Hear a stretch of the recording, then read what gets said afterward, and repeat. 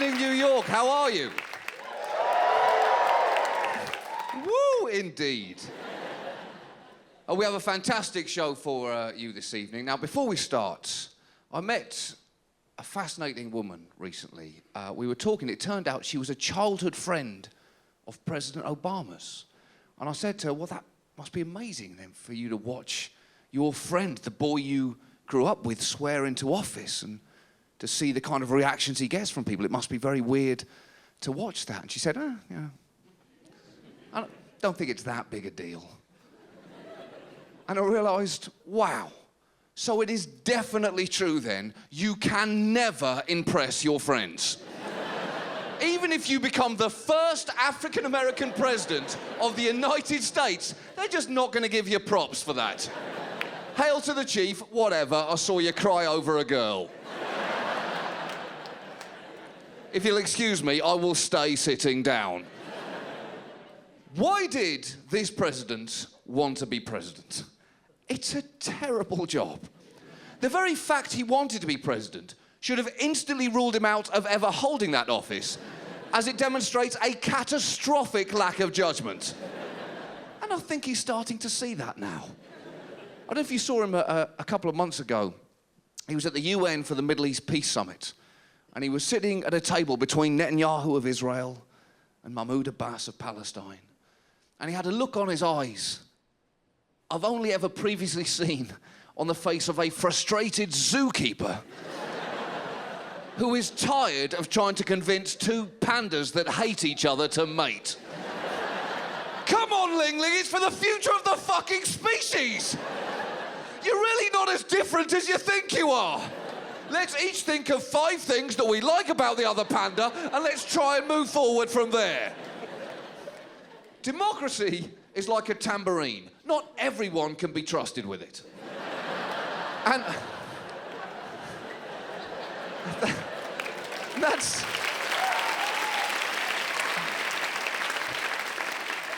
We don't care about democracy. The longer we have democracy, the less we care about it. It's like goldfish. You know, it's a novelty at first, then it quickly becomes an obligation.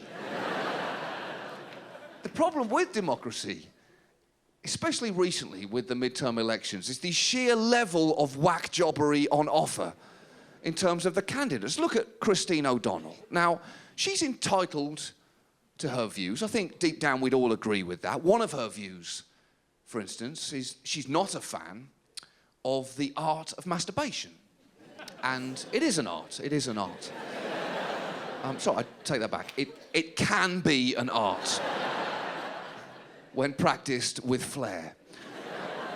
Now, she can think that, of course, she can say that. The problems come when she starts to extend those views to a point that's just scientifically incorrect. For instance, this was a quote of hers from the campaign trail. She said, "Lust in your heart is committing adultery, and you cannot masturbate without lust."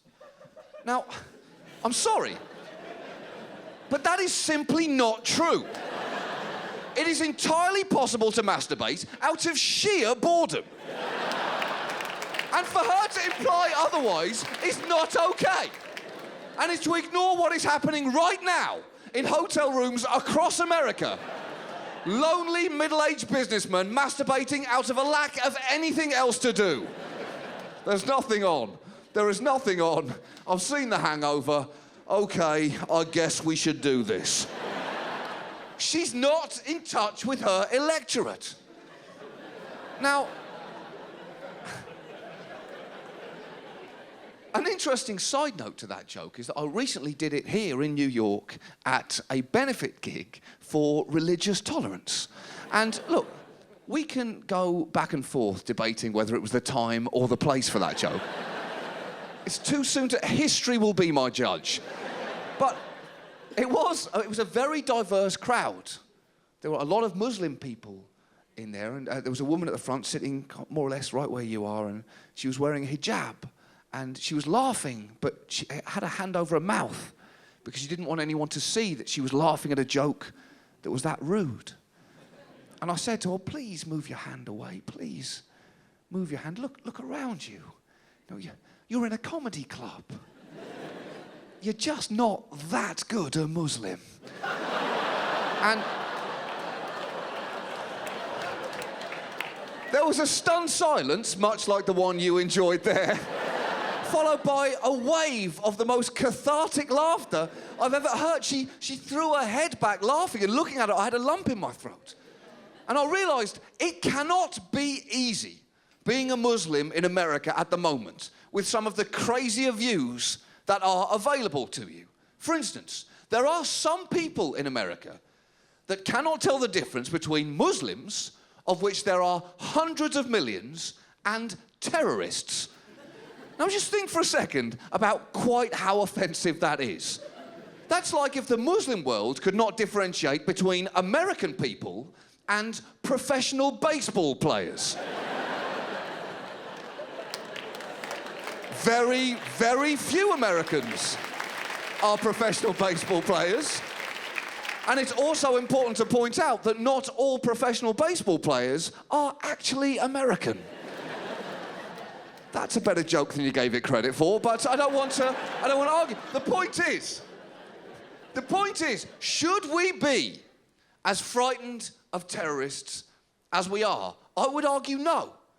Because whilst, yes, on one hand, terrorists are scary, on the other hand, they are also fucking idiots. And that should give us a sense of calm in a way. I can prove this to you, if that's what you need. 6 months ago, in Saudi Arabia, a suicide bomber managed to get close to a Saudi prince, and he did this by hiding a bomb inside him. He managed to get explosives and a detonator inside his anus. And he detonated that bomb, killing nobody apart from himself a lot. And when I first heard that story, my instinctive reaction was, that is definitely the world's greatest missed opportunity for a pull my finger joke. Do it. Do it. Do it. It's not what you think it is. Do it. Do it. I promise it's not what you think it is. Please do it. Please do it. But in a way, that also shows what we're up against. Because that means that last year, somewhere in the world, there was a man in a windowless basement somewhere, gripping the side of a table, with his pants around his ankles, saying, wait, let me think myself into this before we go through. I hate the West. I hate the West. I absolutely hate the West. Who hates the West? I do. That's why I'm here. I hate the... Whoa, wait! Be gentle back there! Jesus Christ!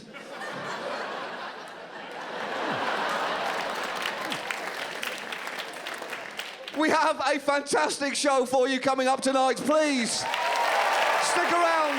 We will be right back.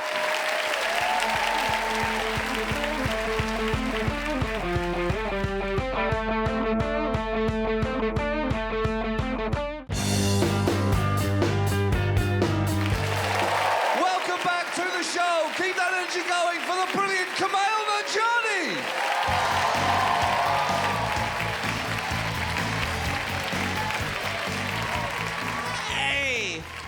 Oh my God, it is wonderful to be back in New York.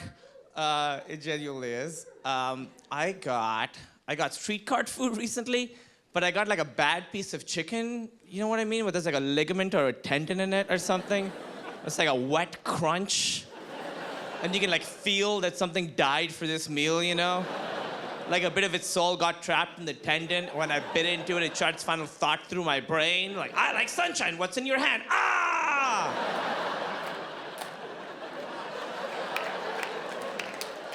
Ruin your day. A couple months ago, I got really into Harry Potter. Have you got... Oh, it's really good. The books, I'm not done with them. No spoilers, I'm on book 6. But like I resisted for years because I was like, if that many people like it, how good could it be? Pretty fucking good. It's pretty fucking good.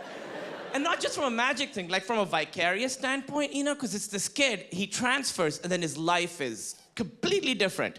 And like I transferred in high school and it was awful. It was, like, if people, like, disliked me just because I was new. Like, on Valentine's Day, these assholes sent a girl a bouquet with my name on them, and then a bird shat on my head, and I hid in the library all day. That is a true story. None of that is lies. But how awesome would it have been if I transferred and everybody was like, "You're Kumail Nanjiani? You're the most famous boy in the world. You are now the seeker on the Quidditch team." To play Quidditch. But here's my only thing with Harry Potter. Here's my only issue with it. So they go to the school and they take classes like defense against the dark arts and potions and divination. But they should be taking like math also, right? Why are there no math teachers at Hogwarts? Or history or geography? They're getting tested on care of magical creatures. Never heard of the Holocaust. It's important information, I think. And I don't think they're getting to it in the history of magic. I don't think they're like, if you think Voldemort is evil, this fucking guy. And he didn't even have the killing curse. He had to fucking do it. He used engineering. Engineering, is that one of the unforgivable curses? No, it's just a practical application of physics. Physics, is that one of the unforgivable? Yes, it is.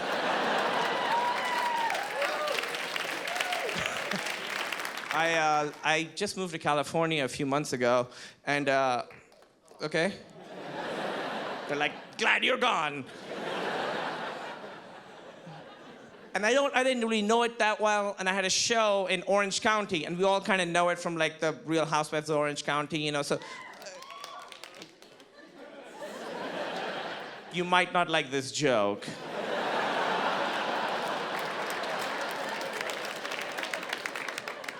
So it has a reputation, you know, they're like closed-minded, whatever, so I was kind of nervous. How's it gonna go? I was kind of nervous. I get there, I get out of my car.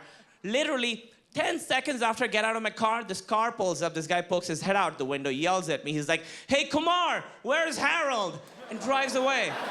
10 fucking seconds. Like he'd been waiting around the corner for weeks. Like, I can't wait for a Brown to come to town. I've got a pop culture reference that will belittle him. And I got so angry.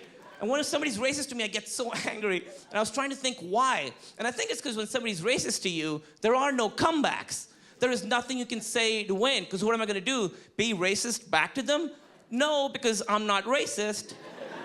And most of the people who are racist to me are white. And it's very tricky to try and be racist to white people. Like, what am I going to be like? "Oh, I'm Kumar?" Well, you're the lead in most movies that come out.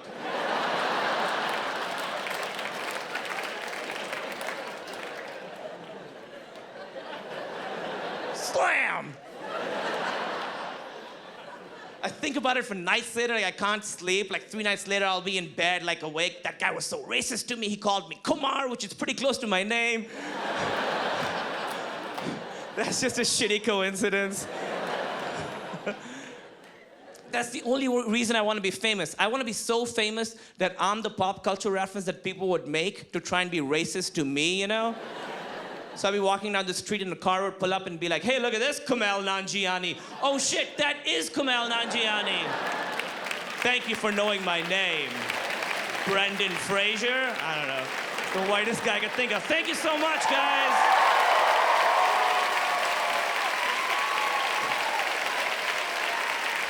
Kumail Nanjiani! The Kumail Nanjiani! Please stick around, we'll be right back after this.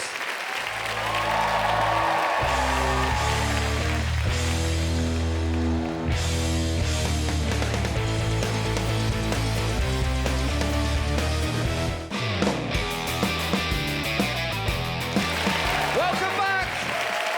You're in for a real treat. Please welcome the incredibly funny Kirkman!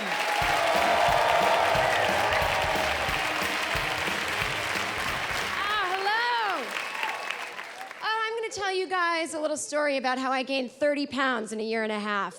And I know you guys are like, "Oh my God, Jen, you gained 30 pounds, I can't believe it." When you came out, I was like, why is a model doing stand-up? But don't laugh that hard at that. But I've lost most of the weight. But here's what happened. everyone said to me the same thing when I gained all my weight. They were like, well, it's just because you got married, you're a newlywed and you're happy, that's why you gained the weight. And I was like, oh, I thought I gained the weight because every night I sit in front of the TV eating a block of cheese with my bare hands like it's a sandwich. Oh, all right. And it got to the point where I couldn't wear pants anymore because when I sat down, it looked like one of those crescent rolls that you make and it's just kind of busting out. Yeah, so I had to start, it's fine, it's not anymore. But I had to start wearing shirt dresses, which is just, you know, might as well give up at that point. But I had to go to work. And every day at work, this one would say to me, ooh, a dress, what do you got going on tonight? And I go, oh, no, my pants don't fit. It's just nothing going on. And every day she would say that to me, ooh, a dress, what do you got going on tonight? Until I just snapped. And I'm like, I got fat going on. That's what I got going on. I'm going home tonight to be fat. Nothing is going on. So one day I'm like, God, I would love to wear jeans again.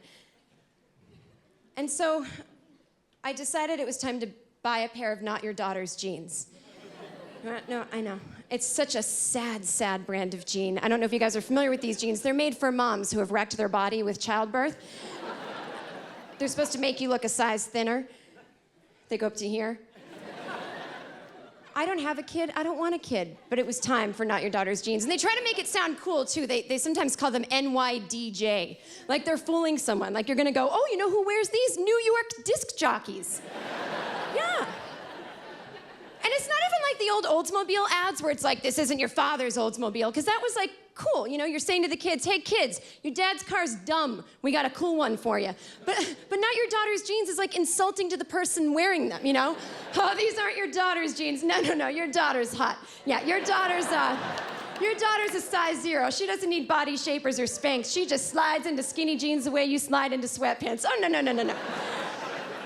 So I go to the mall to get the Not Your Daughter's jeans, and I met with one of these daughter types at the counter, you know, and I'm like, I need a pair of Not Your Daughter's jeans, and she goes, what's that?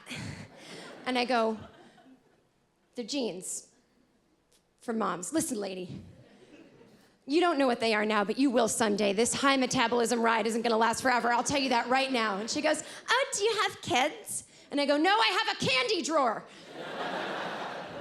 And she goes, we don't have those jeans, but I have a suggestion. Why don't you just buy the brand you normally wear, but in like 4 sizes bigger?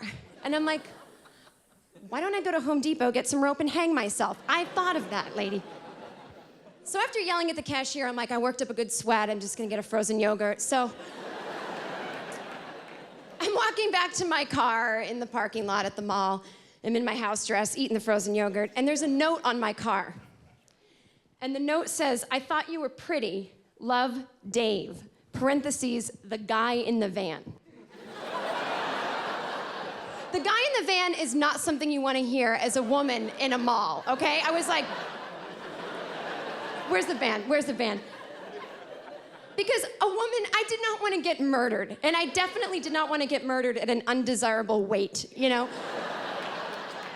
All I could picture was that there was a line of white vans and guys in them holding their penises, watching all these hot daughters walk by in their size 0 jeans, like, ugh. And then I walk by in my house dress and they're like, oh my God, what is that? Some kind of mother or something? And then Dave's in there like, society puts enough pressure on women, you guys, we will not do this to her. I'm gonna leave her a note. She has 2 desserts. I think she's pretty. Thanks, guys, have a great night.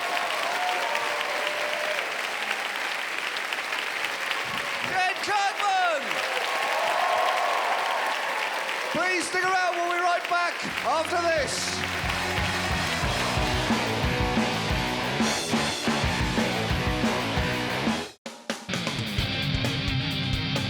Welcome back! Please keep that energy going and enjoy Kinane!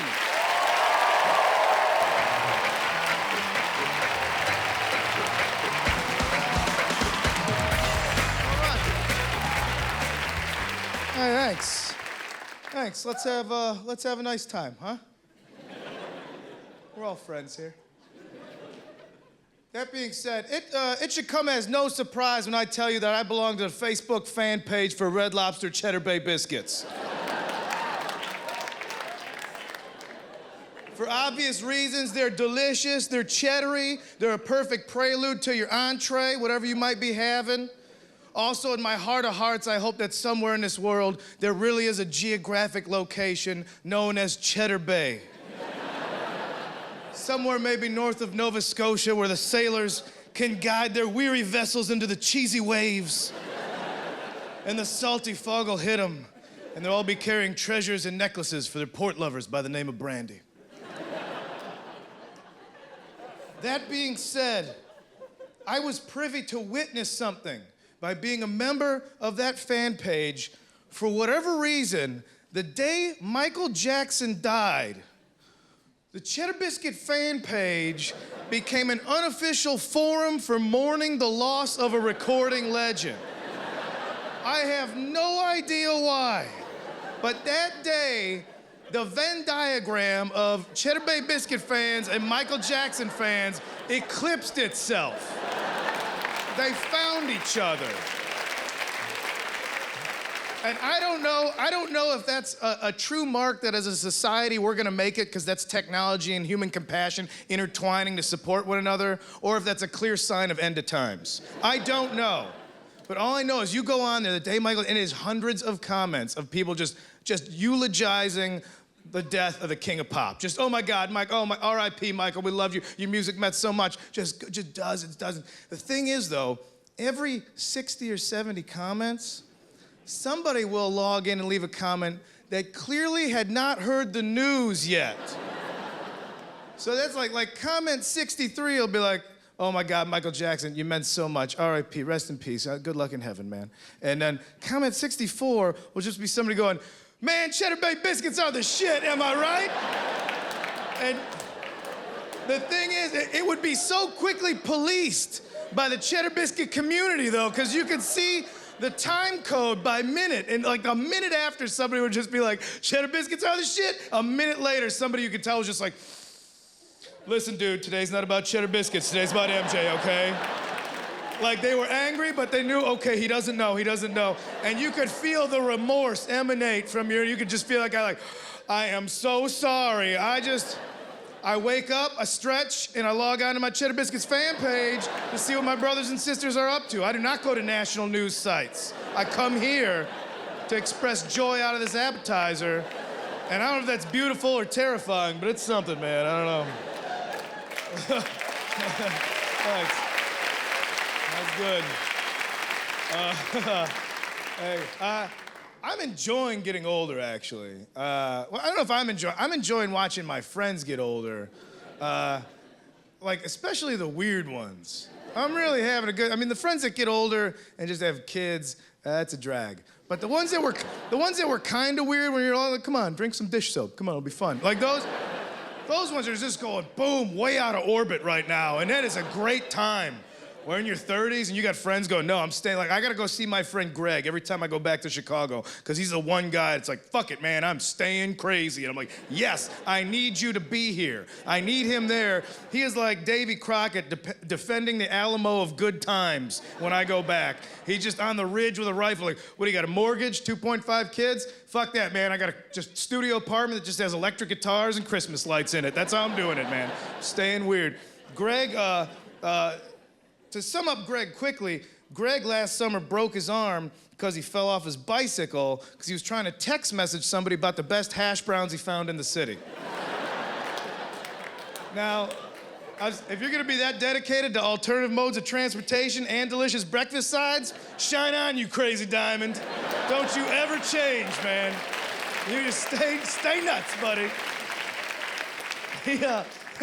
That's like, he's one of those guys that no matter what he's saying to anybody, just walk right up to him and listen in, because you're gonna get a gem. Twice in one night, I got lucky, it was twice in one night, we're all meeting at this bar, and I get there early, and he's there early, and nobody's even drunk yet, and he's just got, I get in, he's already got somebody cornered. I don't even know he's got cornered, but I walk by, and this is what comes out of his mouth just at that moment, just when I'm walking by, he just goes, yeah, so then I dropped my Toblerone into my spokes, and my chocolate spilled out all over the street. That's why I missed my flight.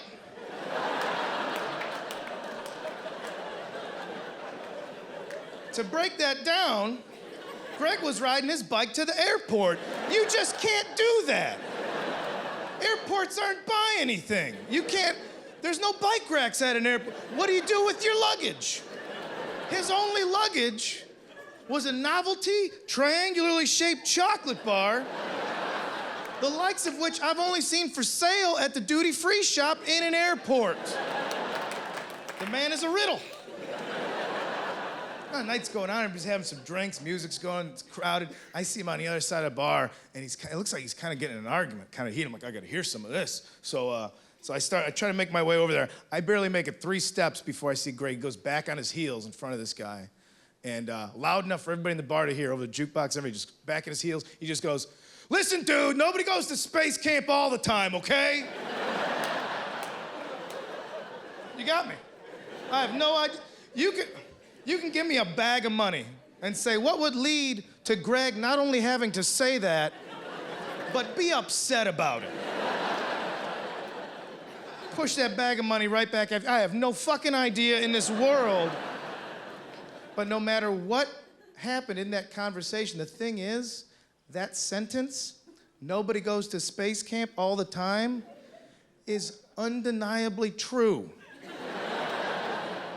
That's what he got out of the night. He got to yell, nobody goes to space camp all the time, on his terms. And then he rode his bike home with chocolates, and hopefully he didn't break his arm. Thanks for listening to me. Good night, you guys.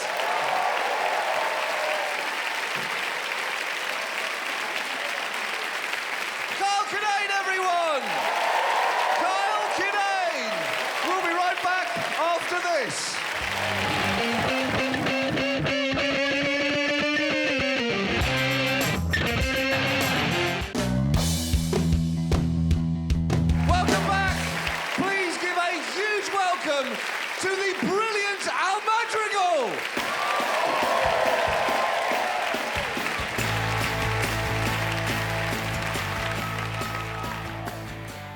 Hey, what's happening? How are you?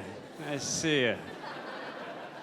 See, I do live in a predominantly Latino neighborhood, and my favorite place in the neighborhood has got to be the Mexican Party Supply Store. They all look the same. It doesn't matter which one you go to. You could be in Queens, you could be in Guadalajara, Southern California. Identical. Spray-painted storefront. There's some roses, and it says weddings, flowers, horchata, income tax, mufflers, and then it says notary and bouncy house squeezed in on the side because they didn't plan properly for the number of businesses they were going to roll out of that storefront. And then they've got piñatas hanging out in front of superheroes you can't identify. And I think that's fucking Spider-Man. I'm not sure. You know why he's got a cape? And there's just some Barrio Geppetto in the back making the stuff, going, yeah, this is Spider-Man. Hey, Stan Lee, my Spider-Man can fly. Hey, runs out of web, it's not an issue. See you later, Gling Growling. I went in there and I realized what they're doing just to get around all the licensing laws. They're creating their own characters. You can ask for anything, and they have their own version of it. You can try it out with any character. You go, hey, do you guys have Dora the Explorer? Well, we have something very similar. We have Stacy the Spelunker. She explores mostly caves, so she has a headlamp and she's friends with a bat. It's not a backpack, just a funny pack. It's pretty similar. You guys have Jimmy Neutron, Boy Genius. We have something very similar. We have Casey, the C+ student. He doesn't build rocket ships, but he reads at high levels. Yeah. Single mom, so. I went in there and I got one of their Sponge Tom piñatas, and I brought that home. Now, I'm not sure if anyone's run a piñata before. If you ever tried to do it, it's difficult because you got to get everybody a turn. Now, my wife is friends with all these LA hippie no sugar moms. So I have these 3- and 4-year-olds that have never seen sugared cereal or candy before, walking around this piñata with this crazed, rapey hillbilly look in their eye. They're like, yeah, we're gonna get us some of this stuff.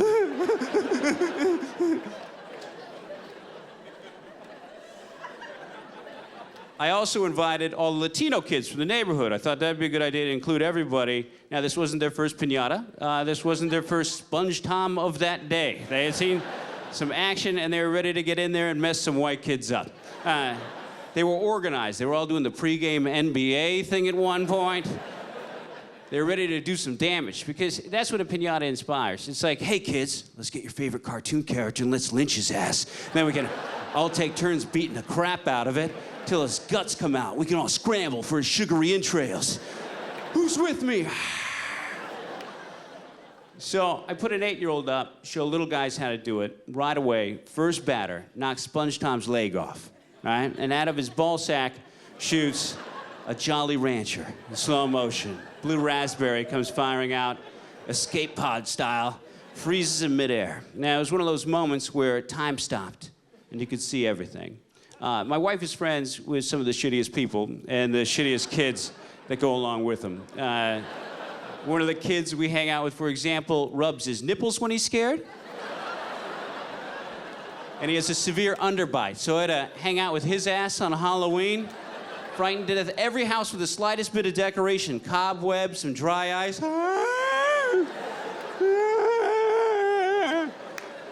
So I look over, he's on the sideline, greasing one up, ready to get in there. Latino kids are boxing out, perfectly poised, ready to go. Then I got distracted by one of the hippie moms who was breastfeeding a kid that was way too old to be breastfeeding. You ever seen that before? It's disgusting. A child should not be old enough to comment on the quality. I said, do you go to Cheesecake Factory? Because this is delicious. It's like dulce de leche meets Riesling coming out of this thing, and I gotta say thank you. So, the Jolly Rancher hits the floor. The kids go filing in there. They dismember Sponge Time. Candy goes everywhere. As predicted, Latino kids get about 80% of the candy. All right, Madrigals represent, we get another 15%. Nipple Rubber, his crew, whatever they can get their hands on, piece of newspaper from the interior, they're satisfied with anything. That's when my wife does something I wish she hadn't done. She comes in, like she always does, and she goes, all right, everybody, if you got a lot of candy, if you could share the candy with the kids and you can get a lot of the...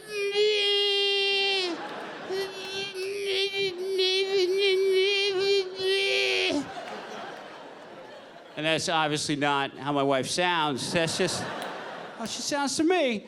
So, if you're gonna go to this store, can you pick up some... It's like, just fucking write it down, I got it. If you want to know the end of the story, the kids ended up doing the right thing. They looked at their candy. They looked at the kids without any candy. They looked at my wife. And then they said, adios, pendeja! And they jumped a fence like gazelles.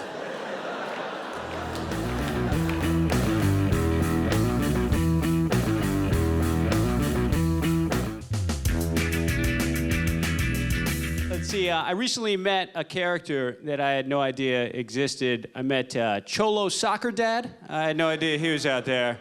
You don't know what a cholo is. A cholo's like a Latino gentleman that you may have seen wearing white socks pulled all the way up and plaid shorts to meet the white socks, white t-shirt, oversized, maybe some neck tattoos, shaved head, mustache, right? Gold chain.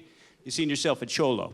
So we take my son to go to Mighty Mites football practice for the first time. It's 4- and 5-year-olds playing flag football. It's adorable. So we take him there, and we're at our first practice, and out of the corner of my eye, I see a cholo coming straight for us. Everybody close your eyes and imagine your scariest cholo. That guy is coming right at us, right? Now, me and my wife have been together for about 12 years, and we're in sync at that point. Barely even need to talk, right? We have hand signals for stuff. We really know each other well. For example, if my wife has too much to drink at a party, starts yapping a little too much, I don't have to say anything. I just get to go like this. I get 3 little leg squeezes. Boop, boop, boop. She knows that means put a sock in it, drunkie. Time for you to wrap it up. Somebody didn't have dinner like I suggested. Now you're spouting off at the mouth, divulging all the family secrets. You need to pipe down or we gotta fucking leave. And she's cool with it. That's the best part. She's like, was I talking too much? Thank you. It's the best. So I rub the back of my wife's thumb. She knows that means cholo, 3 o'clock. Look alive.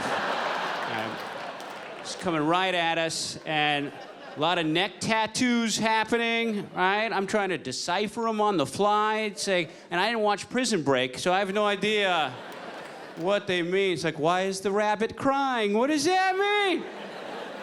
Turns out he's our son's coach. Actually, I swear to God, he walks up and he goes, my name's Coach Frankie, or you can call me Rascal. And I'm like, oh, see, honey, we're not gonna die. Coach Rascal's here, it's gonna be fine. He then produces a snack list. When your child is in any sport, the team mom, or in this case, a very scary cholo, has organized a snack list to determine who's gonna bring snack on which day. By the way, if you're a young parent, you wanna bring snack at the beginning of the season when expectations are low. You can bring some Teddy Grahams, some cut up fruit, Capri Suns, you brown bag it, you wanna go crazy, you throw a Go-Gurt in there, everybody's happy. What happens in the middle of the season is some unprepared jerk with disposable income brings Happy Meals, ruins it for everybody. And then at the end of the season, you gotta bring a DJ, pizza, and a stripper. And everybody's still complaining. Like, are these songs slow to you? What's happening here? She seems older. Anyway, the Cholo made a snack list. It's perfectly laid out in Microsoft Word tables. He didn't go with a Gothic-y Cholo font like you'd expect him to, either. He used Arial, like we all should. The Cholo made a snack list, and he's the worst coach ever, but you can't do anything about it. He actually said this to the kids. This is a quote from the Cholo to the children. He said, you guys gotta pay attention, or you're gonna have bad dreams. That is not in the John Wooden triangle of coaching, right? So you saw my son, who's sort of a chicken shit anyway, look at my wife like, Mommy, am I really gonna have bad dreams? And then my wife gave me one of these. She gave me the hand squeeze with the head nod, which means get in there, a-hole, and do something, and say something, or I'm gonna do something about it myself. And I countered with an even harder hand squeeze. And I looked at her and I said, we're not saying shit. All right? Let Coach Rascal conduct his business, so we're gonna find out why the rabbit's crying. And I don't wanna find out. The rabbit's crying.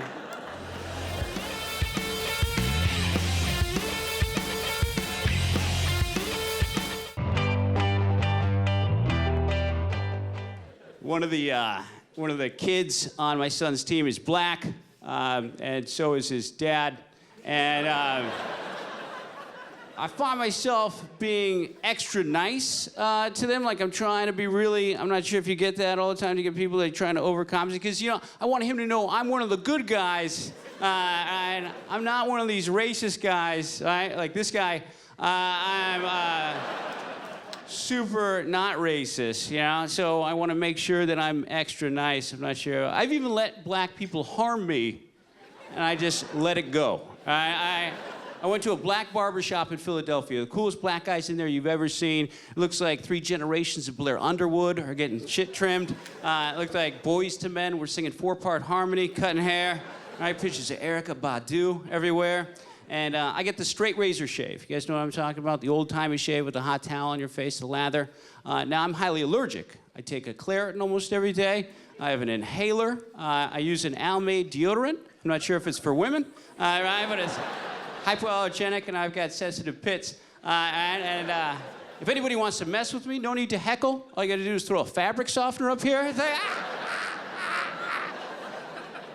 bounces my kryptonite. So the body spray. I get the shave, and then the guy takes a handful of this Aqua Velva eucalyptus aftershave times 10 shit that only black guys know about, and he slaps it on my raw face, and I can immediately feel my skin just go, holy shit! What the fuck is that? That is not a list of acceptable products. That is not a list of acceptable products. What's happening? What's happening? But I didn't say anything because I wanted these black guys to think I'm cool, and I want them to like me. And what am I going to say? Excuse me, extremely cool black guys. What type of aftershave do you have there? Because I'm highly allergic. I take Claritin almost every day, and I couldn't have dairy when I was a kid, and got a little bit of rosacea. Don't know what causes it. I didn't say anything. Those guys could have rubbed a cat, some pollen, and their wieners on my face, and I just got, oh, the old cat and wiener shave. Thanks a lot, fellas. My son is starting to talk back, and the worst part about it is actually starting to make sense. We were going all to a comedian's barbecue. All of us hang out. My wife went back to school, so I have both kids, and I'm trying to get everybody ready, and that's difficult. But then my son comes out of his room wearing these flood pants with holes in both knees. I have no idea where he found these pants. And I go, dude, you got to change your pants. You can't wear those pants. And he goes, I like these pants. These are my favorite pants. I'm going to wear them. And then I said, I didn't know what to say. I'm a young dad, you know. So I go, you're gonna be embarrassed. And then he looks at me, sort of steps to me a little bit, and he goes, I'm not gonna be embarrassed. They're your friends. You're gonna be embarrassed. Son of a bitch. All right, thank you very much. I've been Al Madrigal. Good night.